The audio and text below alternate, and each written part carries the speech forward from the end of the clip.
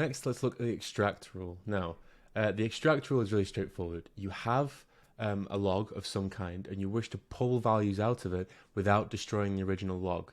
So notice it's slightly different from the parse rule. The parse rule will replace the original log with a new JSON document. This is all about extracting individual values without destroying the original log. So let's have a look.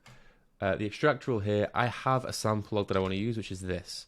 So we can see here, user, and then in brackets Chris, rated our buying process 5. So what I want to say is this original log statement is fine. I want to keep it, but I just want to be able to query and filter on username and rating. So what I can do, I'll type user, so that gets me to here, yeah? Then I hit this bracket here, so I want to get that. Then one of our capture groups again, so brackets, question mark, P, and we'll call that user. And then we'll just say dot star, close the brackets to close the capture group. Notice here, I haven't closed the brackets, so user has been everything after it because of that dot star. I close the brackets and it will shave it down, but because I've got nothing after it now, yeah, so you can see that it's everything inside the brackets, okay.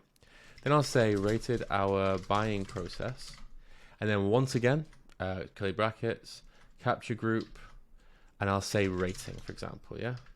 Dot star in there. I could get more specific there if I wanted to, and say that I'm really primarily interested in just numbers. So I'll just pass only the numbers in the bracket. You could do that with like a plus D or something. But in this particular instance, this will work just fine. So notice some things here. I've pulled out the values. I now have rating and user, but the original log, which was this, is now in this text field here. It still exists. This is very, very powerful because what it means is rather than having to be certain that you've pulled everything out and you've made sure you've parsed it perfectly correctly, you just pull out the values you need and keep the original log. No context is lost, no context is missing. You just have a really nice document that indexes on the things you care about. This is a really, really nice way of just highlighting the fields that are important. And now with this new log document, I can query on user, I can filter by rating and so on.